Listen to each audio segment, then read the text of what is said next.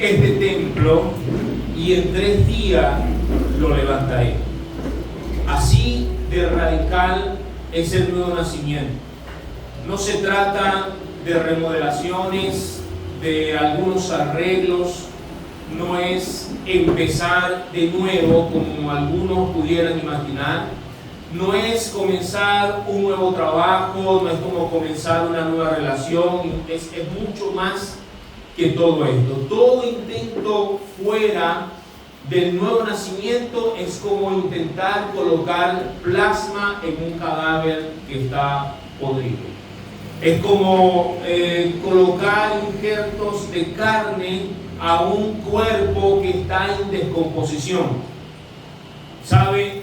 Se debe nacer de nuevo. Todo el esfuerzo de Nicodemo quedó sin efecto alguno en relación al reino de los cielos.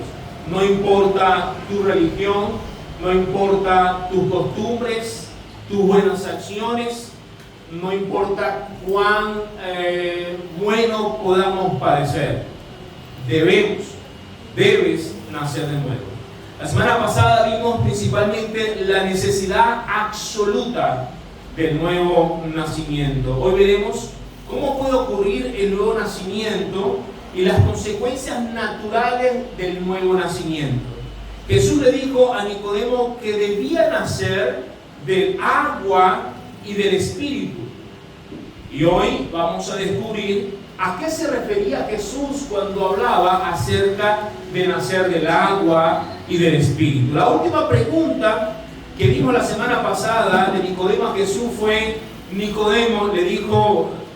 que Jesús le dijo a Nicodemo que Nicodemo le dijo a Jesús fue la siguiente. Nicodemo le dijo, ¿cómo puede un hombre nacer siendo viejo?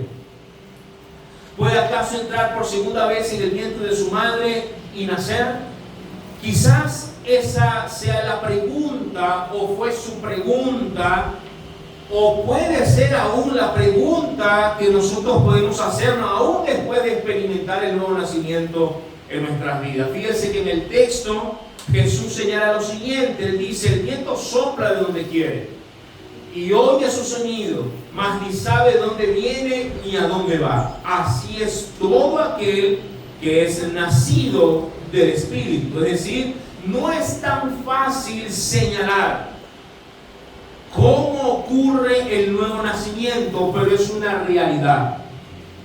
La comprensión teológica del nuevo nacimiento quizás no la podemos comprender, pero el nuevo nacimiento está al alcance de aquellos que están dispuestos a acudir a Cristo, a acudir a Jesús.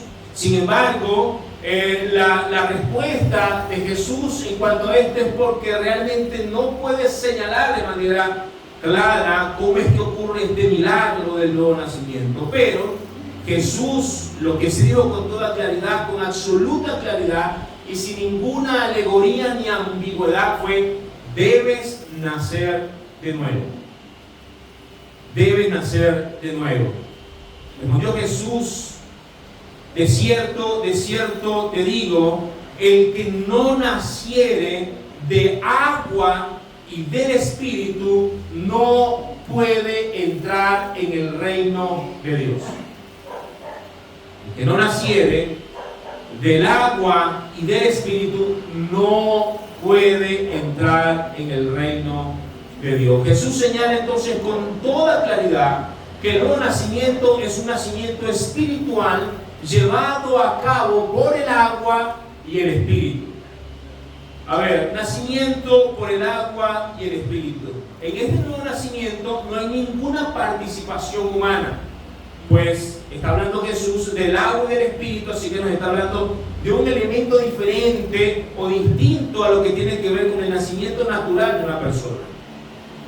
Está señalando entonces la naturaleza de ese nuevo nacimiento. ¿Cuál es la naturaleza del nuevo nacimiento? Una naturaleza espiritual.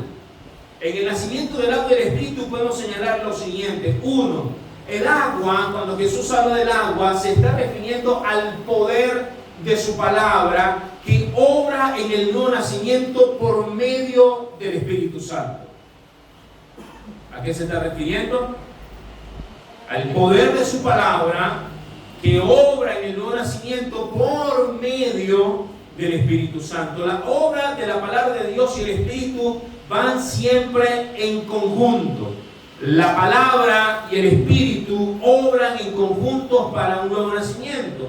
Al escuchar la palabra de Dios, el Espíritu Santo obrará en nosotros para generar un nuevo nacimiento. Esa palabra que te llamó la atención, ese texto bíblico, esa lectura que tuviste, ese video de ese mensaje o a ese lugar que asistí, o ese testimonio de alguien que tenía que ver con el cambio, fue tomado por el Espíritu Santo para transformar nuestras vidas. Hay varios pasajes de la Escritura que se refieren a la palabra de Dios como ese medio, como eso que Dios usa para transformar nuestras vidas. Por ejemplo, Efesios 2:5-26 dice: mirad, maridos, amad a vuestras mujeres, así como Cristo amó a la iglesia y se entregó a sí mismo por ella para santificarla, habiéndola purificado en el lavamiento del agua por la palabra. Es como cuando Jesús le dijo a los discípulos: ustedes ya están limpios por la palabra que os he dado. ¿Se acuerdan cuando le estaba lavando los pies? Entonces Jesús le dijo: ustedes ya están limpios. ¿Por qué están limpios? Por la palabra que os he dado.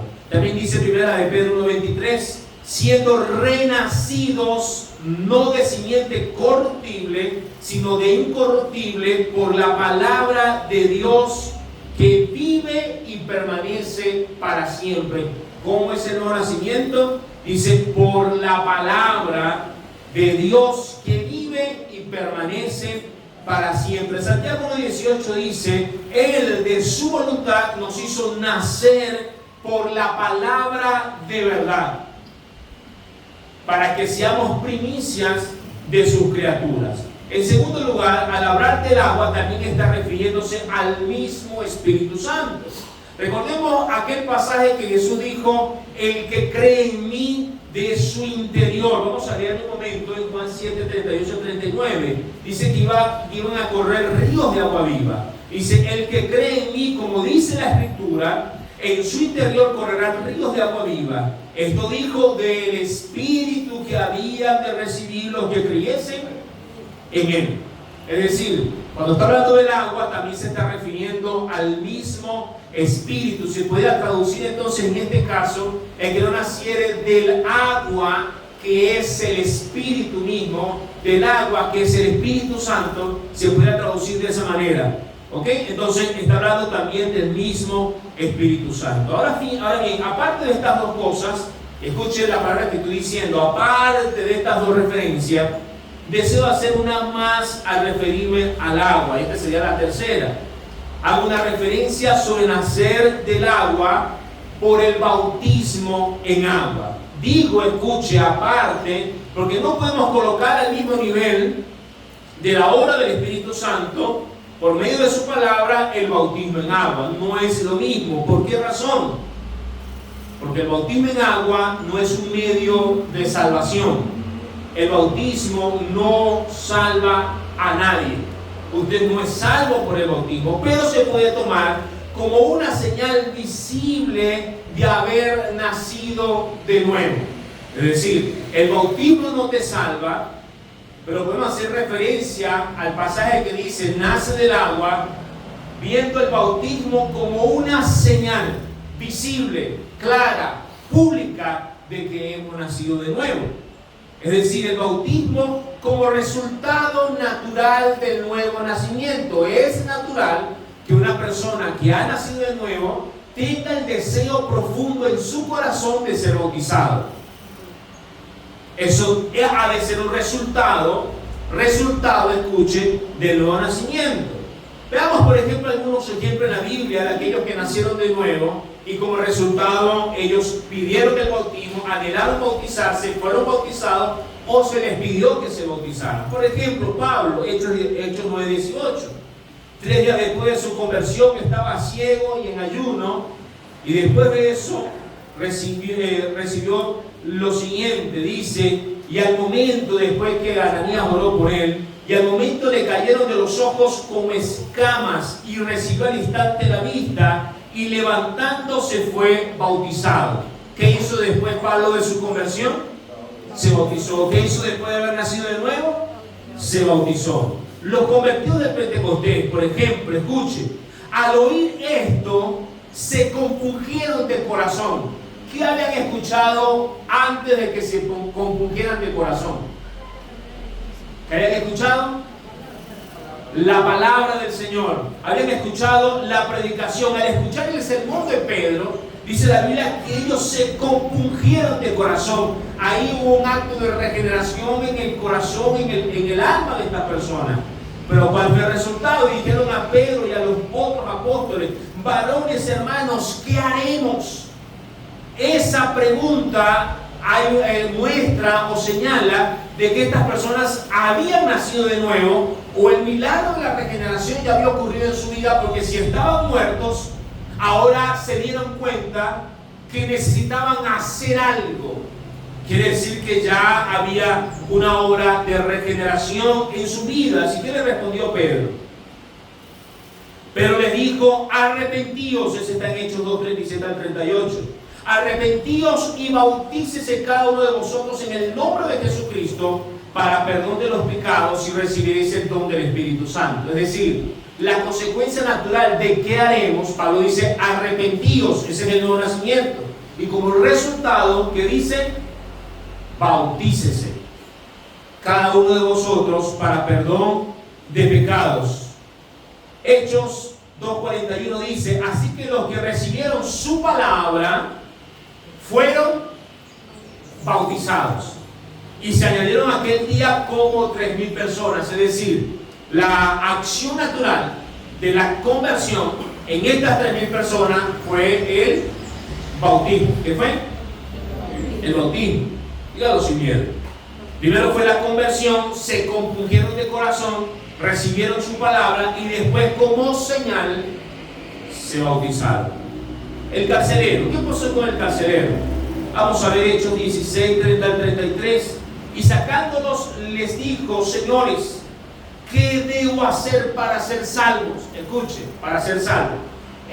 Pedro estaba preso. Estaba junto con Silas, y estando allí presos, ellos tuvieron un tiempo de oración, de adoración, cosas que uno no hace cuando está preso. Uno puede tener un tiempo de quejación, pero no de adoración. Pero ellos estaban cantando y orando al Señor. Un temblor, un terremoto que sacudió los cimientos de aquella cárcel, y las puertas se abrieron y todo lo demás. Y el carcelero, al ver esto, dijo: nada, voy a acabar con mi vida, porque se escaparon todos los presos. Y cuando iba a acabar con su vida, Pablo dijo: no te quites la vida, aquí estamos todos. Cuando el hombre ve eso, hubo en él una obra del Espíritu Santo, donde dijo: ¿qué debo hacer para ser salvo? Una persona que está perdida no va a preguntar qué debe hacer para ser salvo. Es una persona que está muerta. ¿Sí me explico? ¿Cómo está? Muerta espiritualmente. Si está muerta, no va a decir qué debo hacer para ser salvo, porque no se ha dado cuenta, que está perdido. O sea, si no te das cuenta que estás perdido, es porque estás muerto. Ahora, cuando él dice ¿qué debo hacer para ser salvo?, es porque había ocurrido el milagro de la regeneración en esta persona. Eso que no podemos ver con nuestros ojos físicos, que no se puede ver, sino que es algo que ocurre en el mundo espiritual. Y entonces le dijo: ¿qué debo hacer para ser salvo? Estoy perdido y necesito ser salvo. Ellos le dijeron, ¿qué dijeron ellos?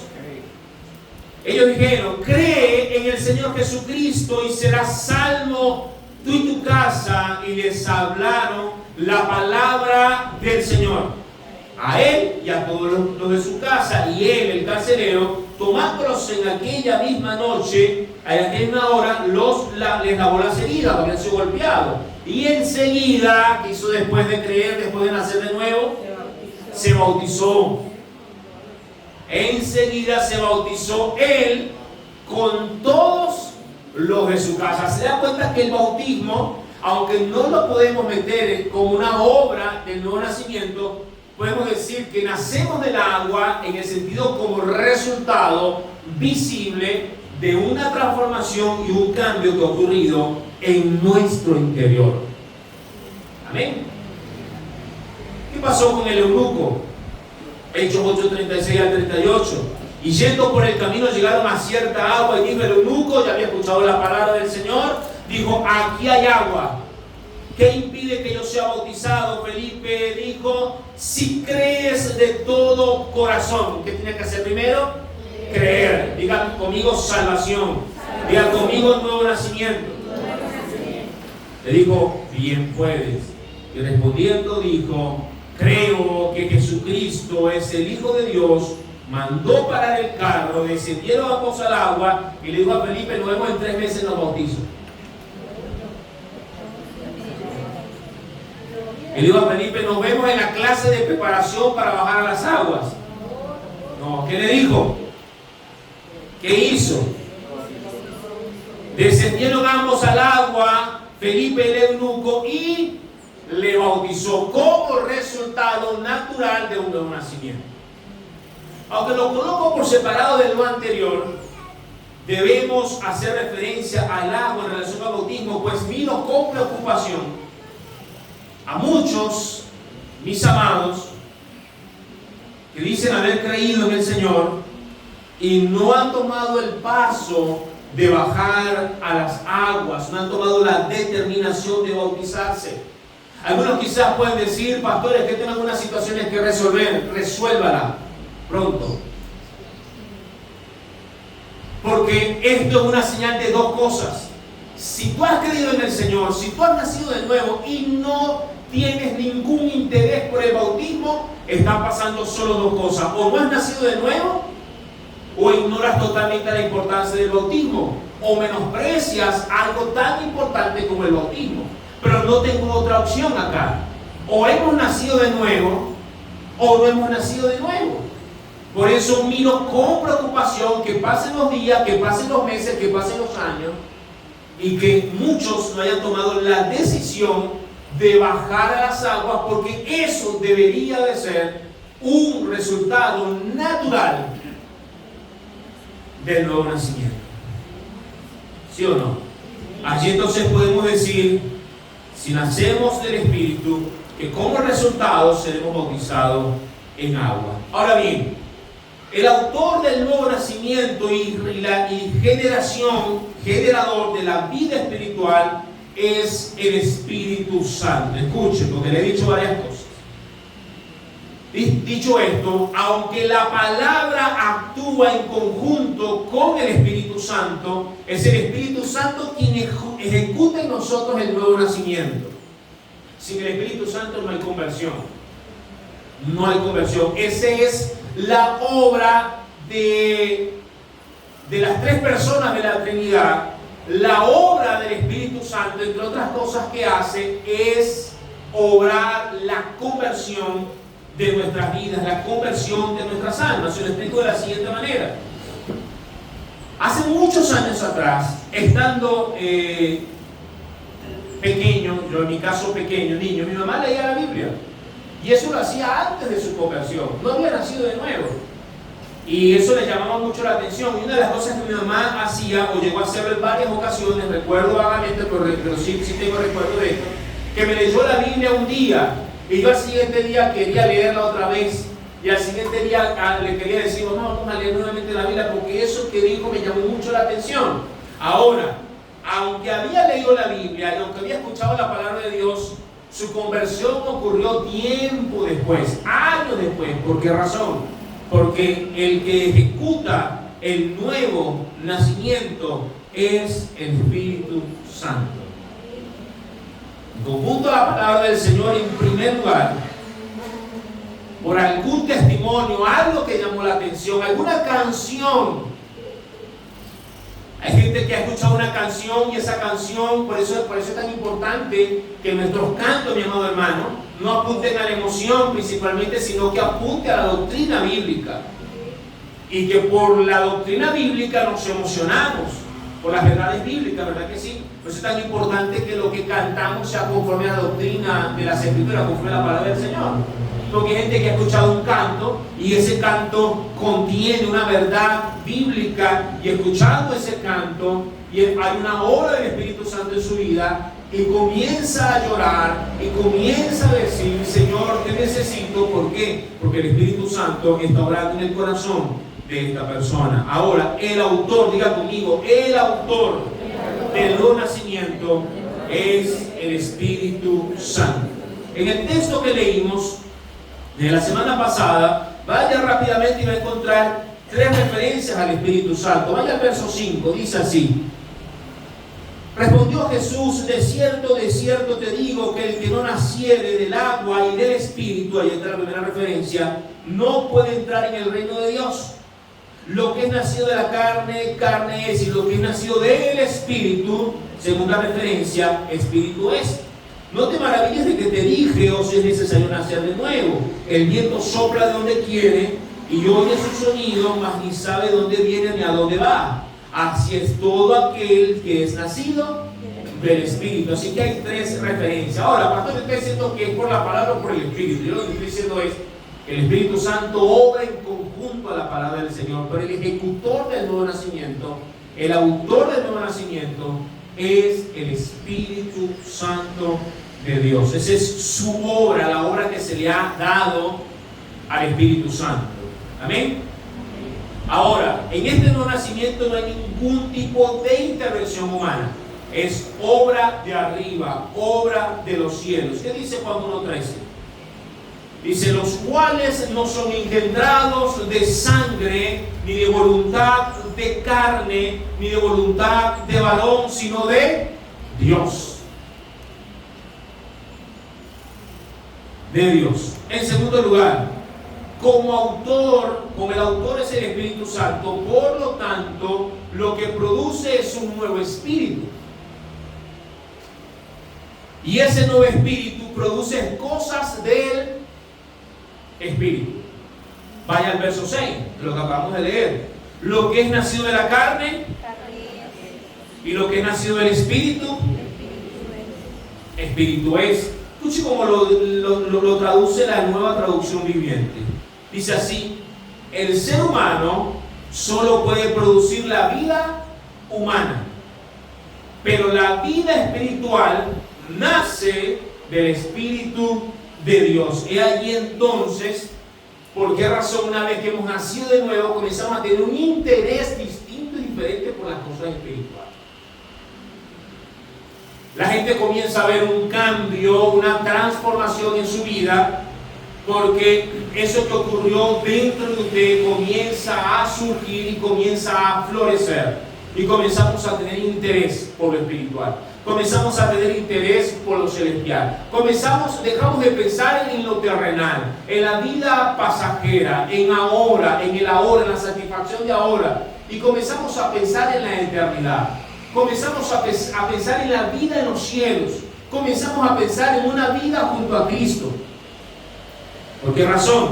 Porque lo que ha nacido del Espíritu, entonces va a generar lo que es espiritual. Entonces podemos señalar las consecuencias del nuevo nacimiento. Como consecuencia del nuevo nacimiento tenemos lo siguiente: el que ha nacido de nuevo tendrá su mirada, su interés en las cosas del cielo.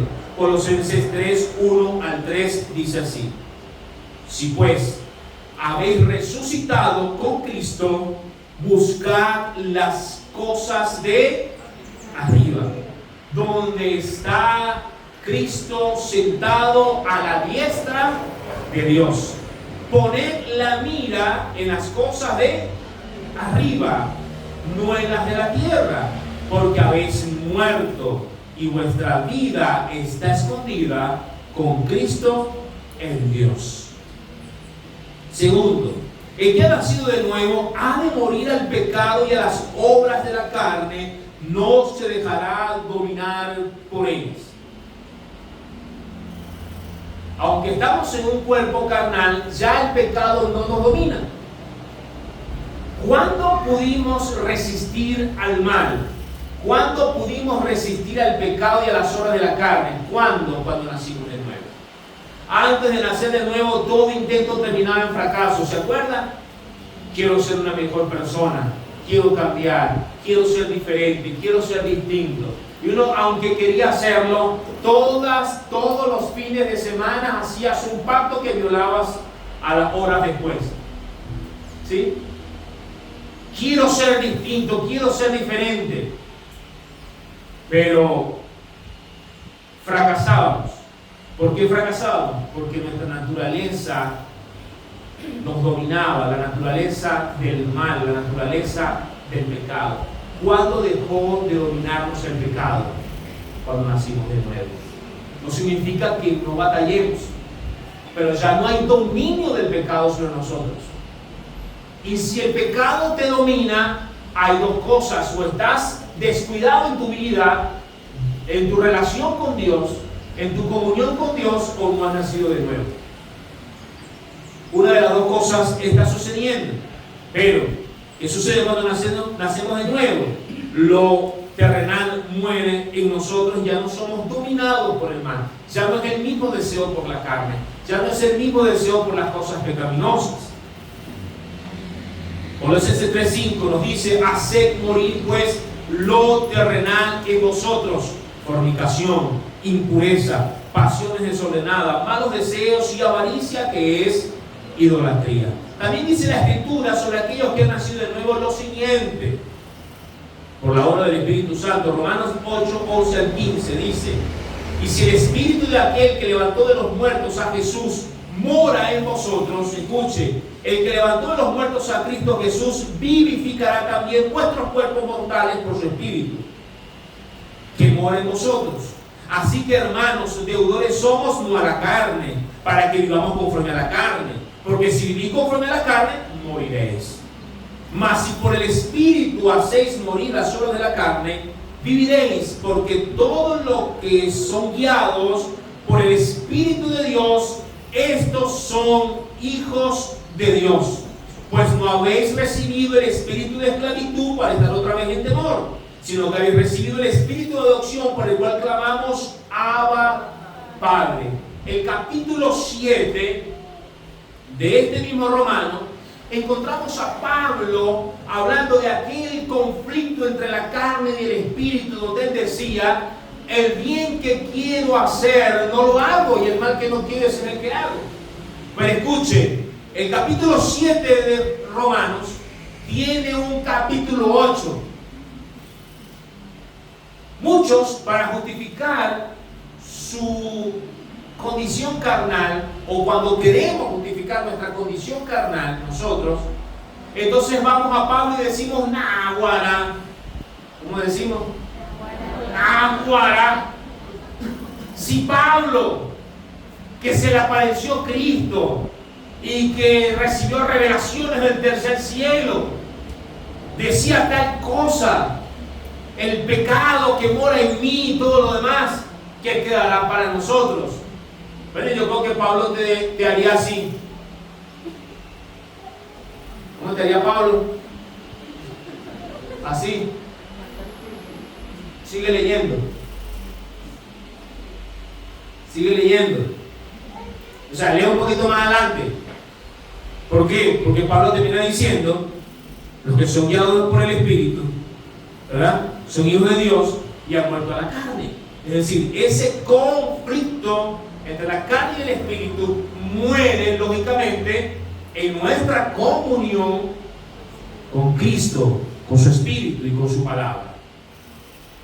Si la carne es alimentada, ¿qué va a dominar? Pero ya no es porque el pecado te domine, es porque tú quieres que el pecado te domine, o yo quiero que el pecado me domine. ¿Sí? Entonces, siempre que lea el capítulo 7 de Romanos, recuerde lo que Pablo le va a decir. ¿Qué es lo que le va a decir Pablo? Siga leyendo. Más adelante.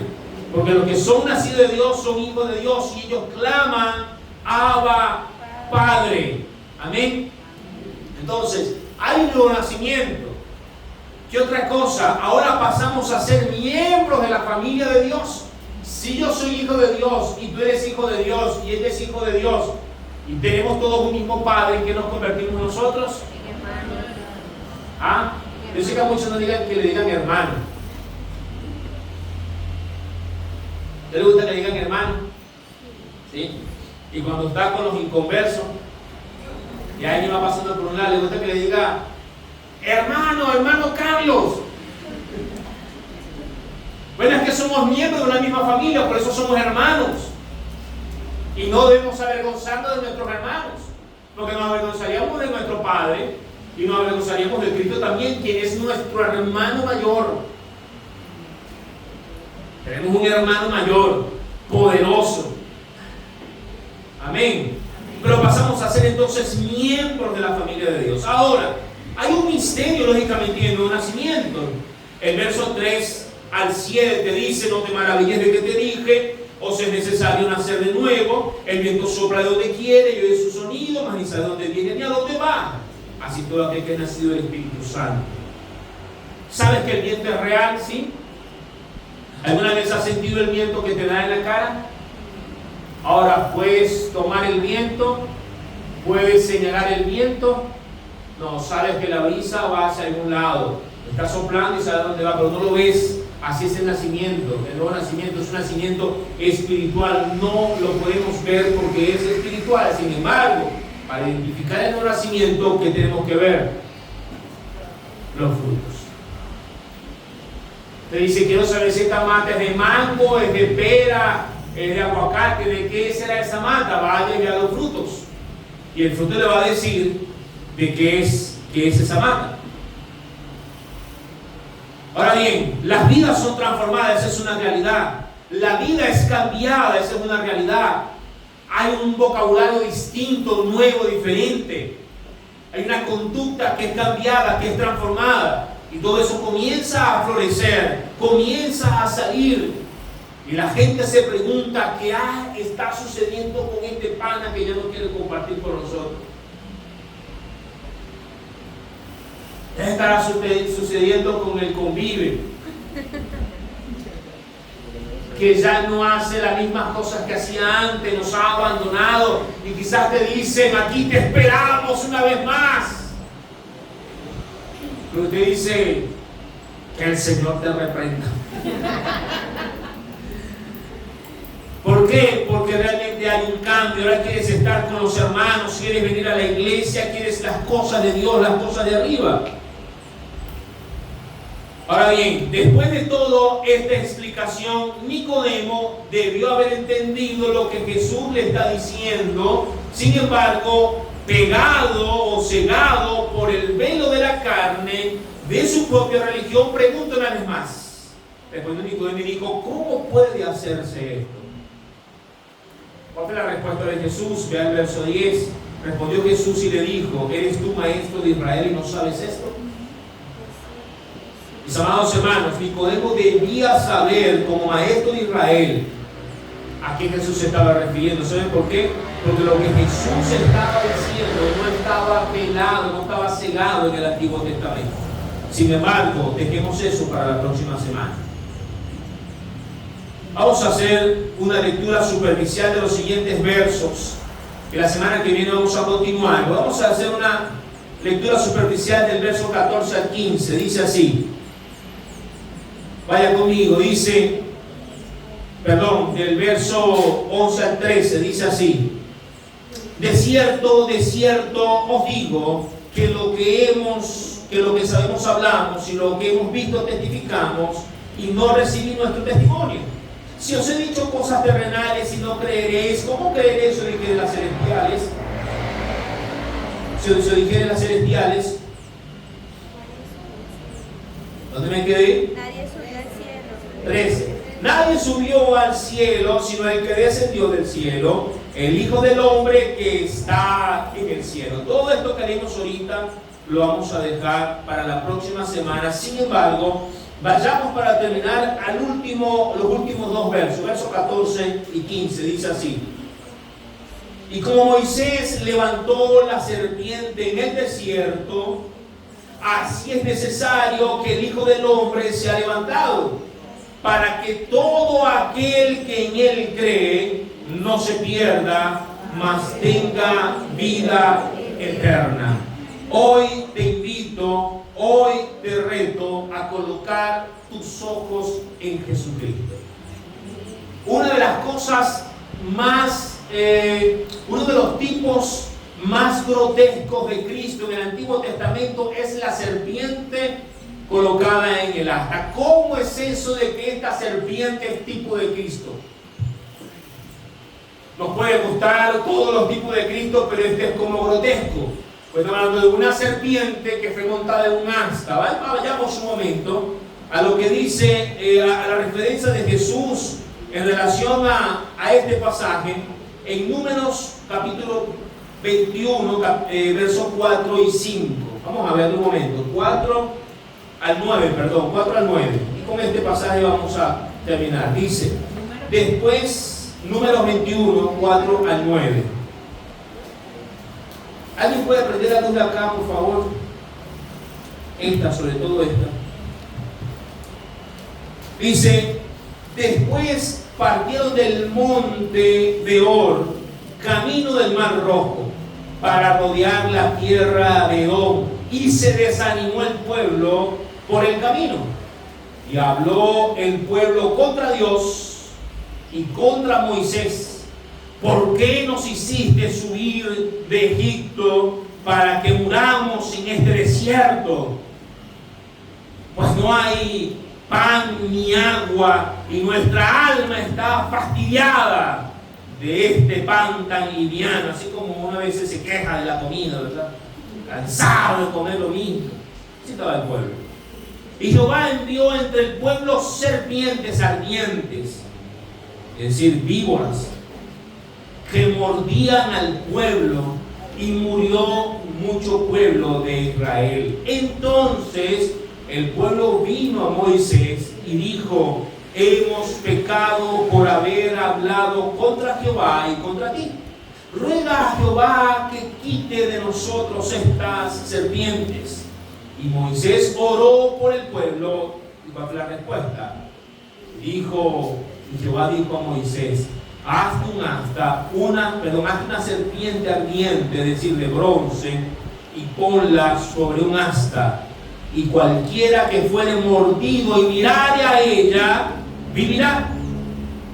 Y Moisés hizo una serpiente de bronce y la puso sobre un asta, y cuando alguna serpiente mordía a alguno, miraba hacia la serpiente de bronce y vivía. Mi amado hermano, escúcheme. ¿Qué tengo que hacer para nacer de nuevo?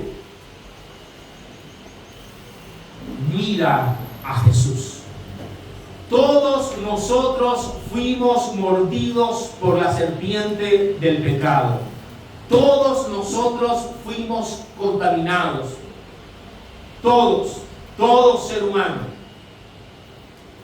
Y la respuesta de Dios es un tipo de Cristo.